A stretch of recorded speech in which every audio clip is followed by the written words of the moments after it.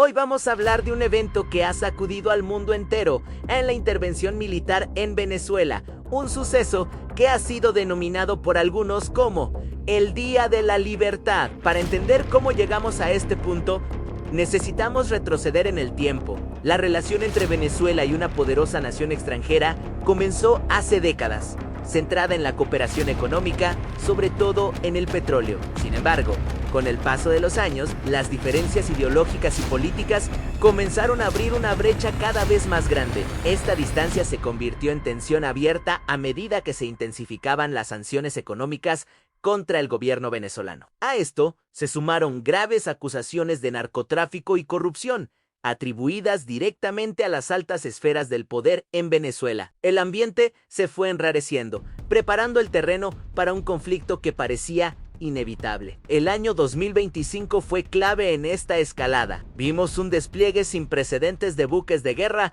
y fuerzas militares en el Mar Caribe. La justificación oficial era la lucha contra el narcotráfico en aguas cercanas a Venezuela, pero muchos lo interpretaron como una clara demostración de fuerza. Poco después, se impuso un bloqueo naval de facto. Los petroleros venezolanos que intentaban comerciar en el mercado internacional eran interceptados y confiscados, argumentando que violaban las sanciones. Esto no solo aumentó la tensión diplomática, sino que también asfixió aún más la ya debilitada economía venezolana. Estas no eran las primeras operaciones en la zona. Ya habíamos visto ataques a embarcaciones que, según la potencia extranjera, estaban involucradas en el tráfico de drogas. Lo significativo es que estas acciones se llevaron a cabo sin una declaración formal de guerra. La justificación legal utilizada fue la figura del narcoterrorismo, un término que permitía una mayor flexibilidad operativa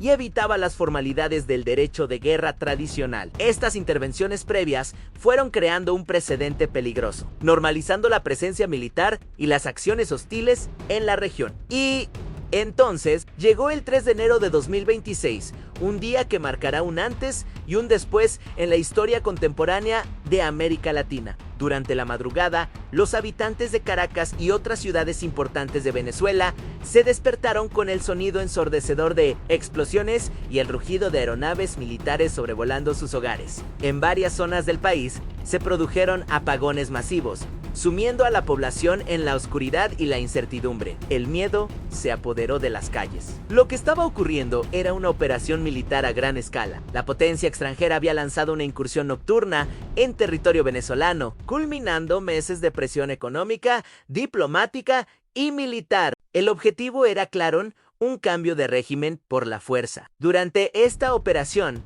las principales figuras del gobierno venezolano fueron capturadas y, según se informó, transportadas fuera del país para enfrentar cargos en el extranjero. Pocas horas después, llegó el anuncio oficial que confirmó los peores temores de muchos. La potencia extranjera declaró que asumiría el control temporal del país. El objetivo declarado era supervisar una transición política segura y estable. Pero el comunicado iba más allá.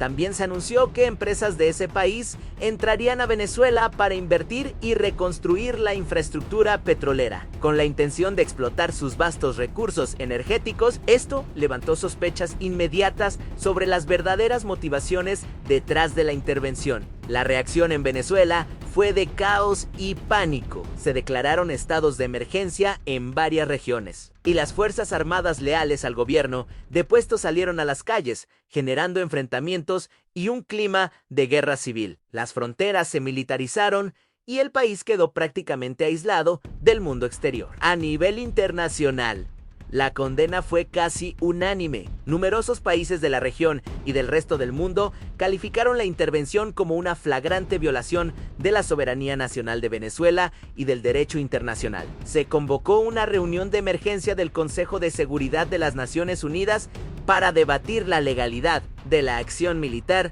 y buscar una solución diplomática. Sin embargo, Otras naciones manifestaron una cautelosa preocupación, señalando el riesgo de que el conflicto se extendiera y desestabilizara toda la región. Desde el punto de vista legal, el debate es intenso. Expertos en derecho internacional señalan que una intervención militar unilateral sin la autorización del Consejo de Seguridad de la Organización de las Naciones Unidas viola principios fundamentales de la Carta de las Naciones Unidas, como la prohibición del uso de la fuerza entre estados. Esto ha abierto una profunda discusión sobre los límites del poder y la legalidad de las acciones militares unilaterales en el siglo XXI. Entonces, ¿qué significa todo esto? Antes de este fatídico día, la relación se definía por sanciones, acusaciones y confrontaciones indirectas en el mar. Hoy, la situación ha cambiado radicalmente. Estamos ante una intervención militar directa, con uso de fuerza letal, incursiones aéreas en territorio soberano y el anuncio de un control extranjero sobre el país. Esto no es solo una escalada del conflicto, es una transformación total del panorama geopolítico. Las consecuencias a nivel regional y mundial apenas comienzan a sentirse y podrían afectar la diplomacia, la economía y la seguridad global durante años. Lo que suceda en las próximas semanas en Venezuela será crucial no solo para su futuro, sino para el orden internacional que hemos conocido hasta ahora. Este es un evento en pleno desarrollo y seguiremos informando a medida que surjan nuevos detalles. Gracias por acompañarnos en este análisis. No olvides suscribirte y activar las notificaciones para no perderte ninguna actualización sobre esta y otras noticias importantes. Nos vemos en el próximo video.